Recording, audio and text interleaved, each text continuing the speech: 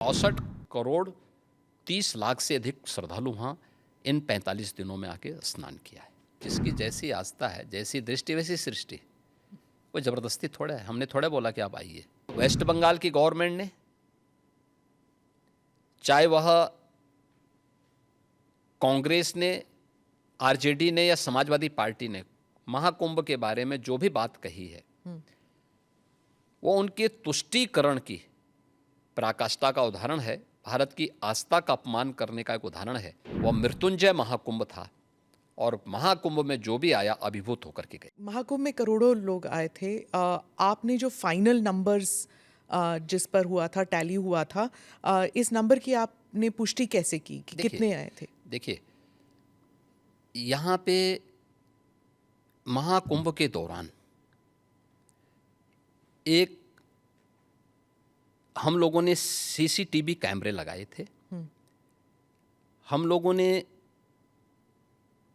AI tool के माध्यम से हेड काउंटिंग की व्यवस्था की थी और ये भी उसमें हम लोगों ने व्यवस्था की थी कि एक व्यक्ति का चेहरा दूसरी बार काउंट न हो। 24 आवर्स में कोई व्यक्ति हो सकता है 2 बार 3 बार, क्योंकि बहुत सारे लोग जो आए थे, बहुत सारे लोग ऐसे 2-2 3-3 बार 24 घंटे में स्नान कर रहे थे, लेकिन काउंट एक बार हो। फेस रिकॉग्निशन की व्यवस्था भी उसमें की गई थी, हेड काउंट करने की व्यवस्था की गई थी और उसको काउंटिंग करके फिर हर 24 घंटे के बाद हम उसके रिजल्ट को सामने, हर दूसरे घंटे में वो रिजल्ट सामने आता था।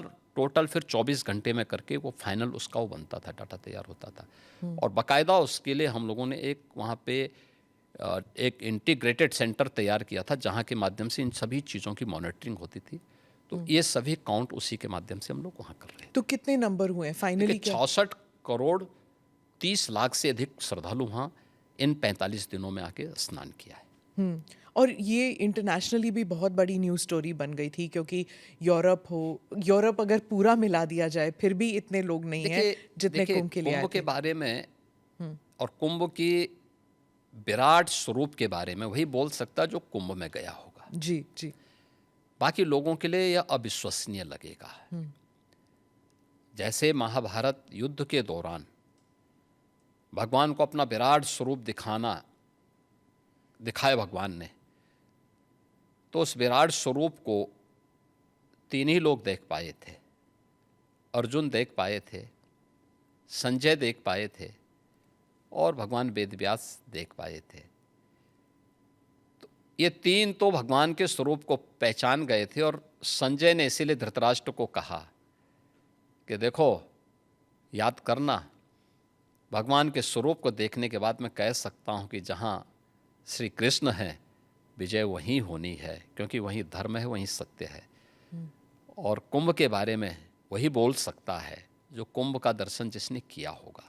कांग्रेस और बाकी जो अपोजिशन पार्टीज है, क्या वो कही थी महाकुंभ, मतलब कुंभ कई बारी हो चुका है, ये महाकुंभ जो है वो एक देखिए, जिसकी जैसी आस्था है, जैसी दृष्टि वैसी सृष्टि। कोई ज़बरदस्ती थोड़ा है, हमने थोड़ा बोला कि आप आइए।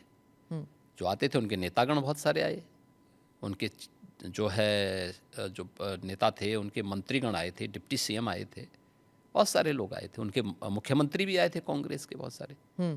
वे तो आके अभिभूत होके गए।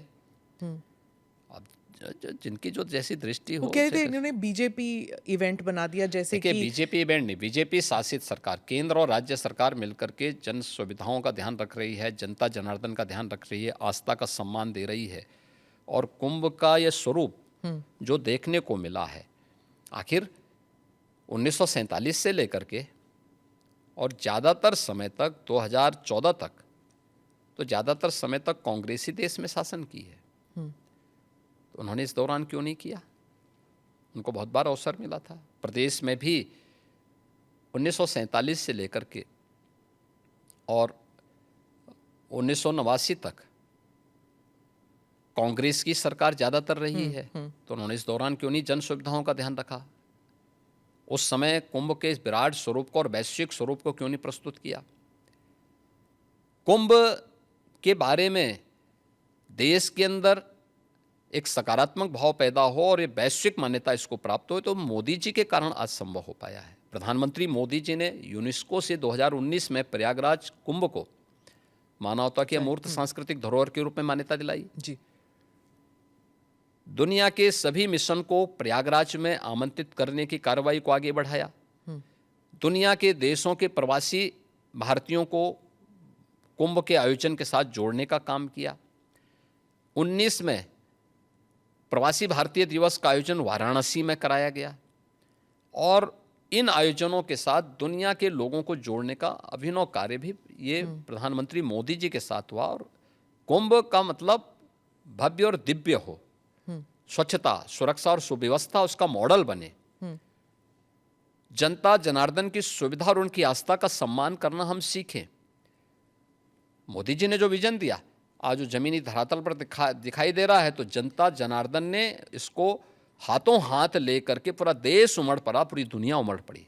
जो हादसा हुआ था महाकुंभ के दौरान, कुछ लोगों की मृत्यु भी हुई थी, आपने जांच बिठाई थी, उसके बारे में कुछ अपडेट बताएंगे? देखिए, वह एक जुडिशल कमीशन है और उसमें माननीय उच्च न्यायालय ने भी और सुप्रीम कोर्ट ने भी जो उसके बारे में डायरेक्शन दिए थे उसके अनुसार वो अपना काम कर रहा है। हमने 1 महीने का समय दिया था, माननीय उच्च न्यायालय ने कहा कि नहीं, 1 महीने नहीं, इसको कुछ और समय दे करके उसका विस्तार देकर कुछ उन्होंने नए चीज़ें उसके साथ जोड़ी है, तो उसके अनुसार वो कार्य कर रहा है।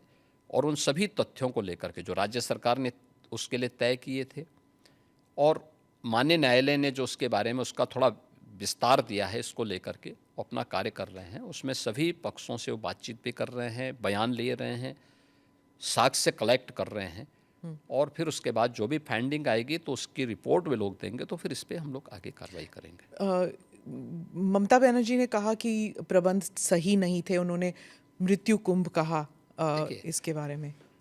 मैंने कहा ना, जिसकी जैसी दृष्टि होगी है। मैं कहता हूँ बंगाल के प्रतिदिन 13 जनवरी से लेकर के और 26 फरवरी तक 50,000 से 1 लाख श्रद्धालु पर डे वहाँ से आता था प्रयागराज में। और वो स्वाभाविक रूप से इस भीड़ को देख करके वेस्ट बंगाल की सरकार स्वयं घबरा गई, क्योंकि उनके रेलवे स्टेशन, उनके एयरपोर्ट पर हर कोई प्रयागराज आने के लिए उतावला था। लेकिन चाहे वह वेस्ट बंगाल की गवर्नमेंट ने, चाहे वह कांग्रेस ने, आरजेडी ने या समाजवादी पार्टी ने महाकुंभ के बारे में जो भी बात कही है वो उनके तुष्टीकरण की पराकाष्ठा का उदाहरण है, भारत की आस्था का अपमान करने का एक उदाहरण है। लेकिन महाकुंभ ने साबित किया है कि नहीं, वह मृत्युंजय महाकुंभ था और महाकुंभ में जो भी आया अभिभूत होकर के गया। मृत्युंजय महाकुंभ। मृत्युंजय महाकुंभ।